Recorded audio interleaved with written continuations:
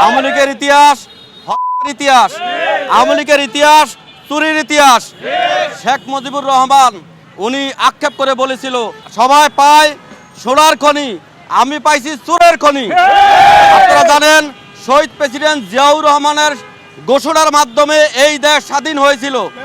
স্বাধীন হওয়ার পরে এই শেখ মুজিব এই রাষ্ট্রের ক্ষমতায় আসে। এসে ওই সময় যারা বিরোধী দল ছিল জাসদের পড়ায় 1 লক্ষ মানুষকে হত্যা করেছে। আমরা বলতে পারি আওয়ামী লীগের ইতিহাস কি? হত্যার ইতিহাস। এবং আপনার এমন পরিস্থিতি সৃষ্টি হয়েছে যে তার বাধ্য হয়েছে তার ঘোড়া দল আওয়ামী লীগকে সে নিজেই নিষিদ্ধ করে একদলীয় শাসন বাকশাল কায়েম করেছিল। তার এই ধারাবাহিকতার তার কন্যা খুনি শেখ হাসিনা সে বিগত 17 বছর বিএনপি এবং অন্যান্য যে রাজনৈতিক দল ছিল তাদের নেতাকর্মীদেরকে খুন করেছে, মামলা দিয়েছে, গুম করেছে, এমন কোনো হেয় কাজ নাই সে করে নাই। এবং সে গণতন্ত্রের যে সৌন্দর্য, গণতন্ত্রের যে মানুষের মৌলিক অধিকার, ভোটাধিকার, সেটাও সে স্মরণ করে দিয়েছে। এবং সে ভোট চুরির মাধ্যমে রাতের ভোট দিনের ভোট রাতে করে সে ক্ষমতায় থাকতে চেয়েছে। কিন্তু আপনারা জানেন পক্ষান্তরে আরেকটা দল জিয়াউর রহমানের গড়া দল বিএনপি।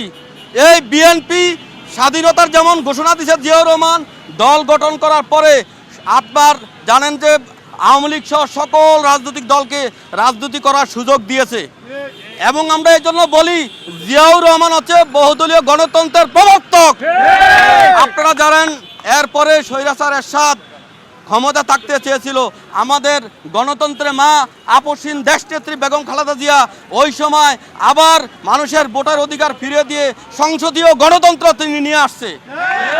এবং আরেকবার দেখেন বাংলাদেশ যেসব তাদের গণতন্ত্র ভুলনিত হচ্ছে, শেখ হাসিনায় যেসব আপনার এই যে ভোটার অধিকার হরণ করতেছিল, তখন আমাদের নেতা, আমাদের হৃদয়ের স্পন্দন বাংলাদেশের মানুষ যাকে ইতিমধ্যেই হৃদয় স্থান দিয়েছে আমাদের নেতা তারেক রহমান, তার নেতৃত্বে আমরা এই যে 24শে জুলাই 5 আগস্টে স্বৈরাচার হাসিনাকে আমরা বিতাড়িত করেছি।